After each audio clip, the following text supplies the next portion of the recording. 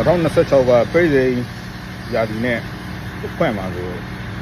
ပြည်စိန်ကြောင်းလေးတွေပြောပြတယ်မနေ့ကတော့စံသမားကြောင်းပြောလိုက်တော့ဒီပတ်ကြီးတင်ပြီးတော့ပြောတော့ရေလုံးစပြီးပလိန်လာဆိုကျွန်တော်မိန်ပါတော့ပြည်ဒီပစုံနေတယ်ဆိုတော့အဲ့ဒါဒီနေ့ဒီမို့ချိုးပြီးတော့တက်ရနေခွာတယ်ဒီစံသမားတွေက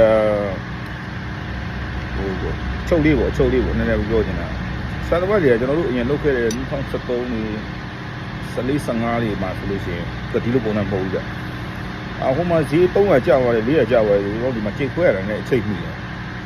အခုနောက်ပိုင်းခေတ်ဒီမှာကျတော့လူတွေချိန်ခွဲရတယ်နဲ့တိတ်ပြီးတော့အချိန်မီဘူးဇောင်းတဲ့အခါမှာဒီမှာဒီနေ့ဈေးက2000တုတ်ကျသွားတယ်2000ကပတ်တရအနေနဲ့ဆို6000ဝန်းကျင်လောက်ရှိတယ်အဲ6000ဝန်းကျင်လောက်ကိုဒီအနေမှာရုပ်ရချလို့မရဘူးဆိုတော့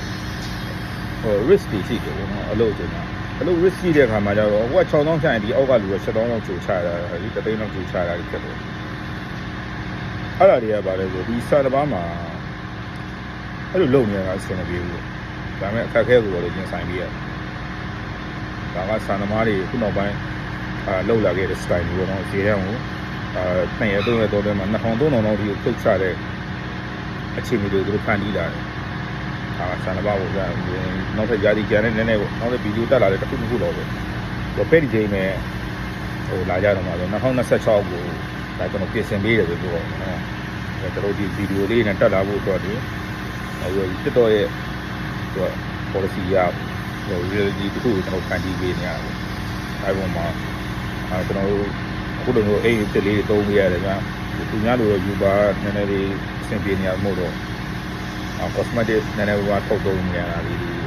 ကိုကွာလေးရှိတယ်ဒါဘယ်လိုဖြစ်ပါအဓိကတော့ကျွန်တော် message ကိုဒါတောက်လူလေးရှိထိထိရောက်နေကိုယ်ငယ်ရောက်သွားဖို့လည်းကျွန်တော်တို့ကြည့်ရပါတယ်